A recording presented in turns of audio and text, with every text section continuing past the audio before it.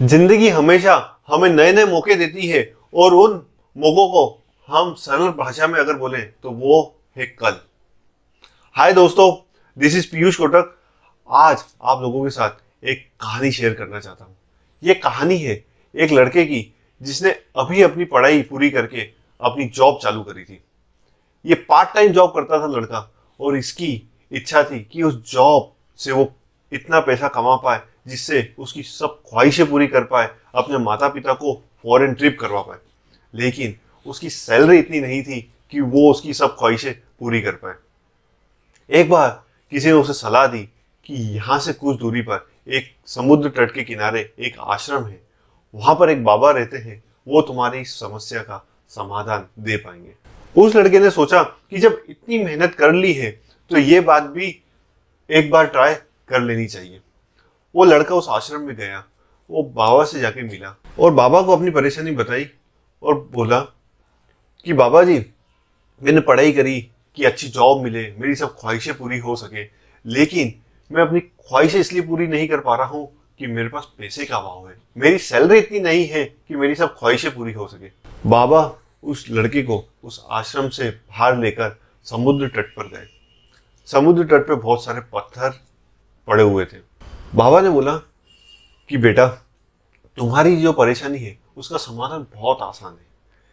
ये जो समुद्र पे छोटे छोटे से पत्थर है, इसमें एक ऐसा नायाब पत्थर है जिसे किसी भी मेटल पर अगर टच करेंगे तो वो सोना बन जाएगा। तुम्हें सिर्फ इस पत्थर में से वो नायाब पत्थर ढूंढ निकालना है और तुम्हारी सब परेशानी हल हो जाएगी।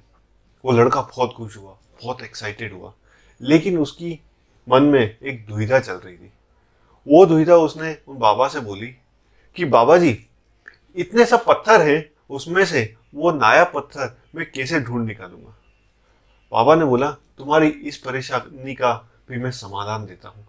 ये जो सब पत्थर समुद्र के तट पर है, ये सब पत्थर ठंडे हैं, लेकिन वो नायाब पत्थर है वो थोड़ा सा गर्म है। तो इससे तुम्हें पता चलेगा कि कौन सा नायाब पत्थर है। इसके बाद वो बाबा वहां से चले गए। लड़के ने उसी दिन वो नायाब पत्थर की तलाश चालू कर दी। वो पत्थर उसमें से ढूंढने लगा, लेकिन उसे वो नायाब पत्थर उस दिन नहीं मिला। दूसरे दिन फिर आया, कुछ घंटे फिर उसने मशक्कत की, उस दिन भी उसे वो नायाब पत्थर नहीं मिला। तीसरे दिन फिर आया। ये उसके रूटीन का हिस्सा बन चुका था। तभी उस लड़के ने सोचा कि अभी वो कुछ टेक्निक चेंज करता है। वो टेम्परेचर नापने की मशीन लेकर आया और उसने सोचा कि पत्थर यहाँ से हटाने भी पड़ेंगे, तभी वो नायाब पत्थर ढूंढ पाएगा। तो लड़के ने सोचा कि पत्थर उठाएगा, टेम्परेचर उसका नापेगा और जो पत्थर ठंडा होगा उसे समुद्र में फेंक देगा। तो ये उसका एक रूटीन बन चुका था। पत्थर उठाता, टेम्परेचर नापता और जो पत्थर ठंडा होता उसे समुद्र में फेंक देता। ये बहुत एक्टिविटी बहुत फास्ट कर रहा था लड़का।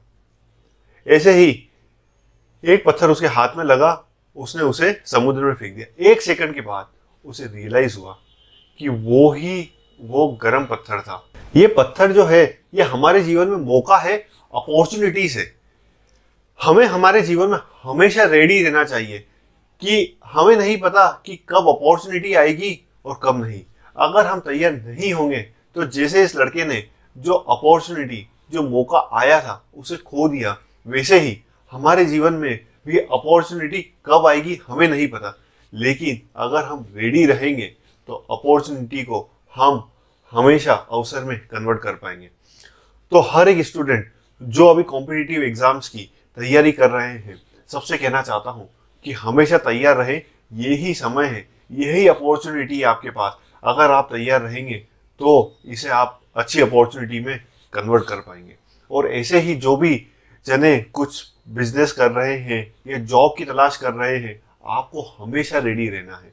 अगर आप रेडी रहेंगे तो आप जो मौका आएगा उसे कन्वर्ट कर पाएंगे, जो अपॉर्चुनिटी मिलेगी उसे ग्रैब कर पाएंगे। तो आप सब लोगों से कहना चाहता हूं कि जिंदगी जियो ऐसे कि हर दिन बहुत जबरदस्त रहे आप सबका। Thank you so much. Stay connected.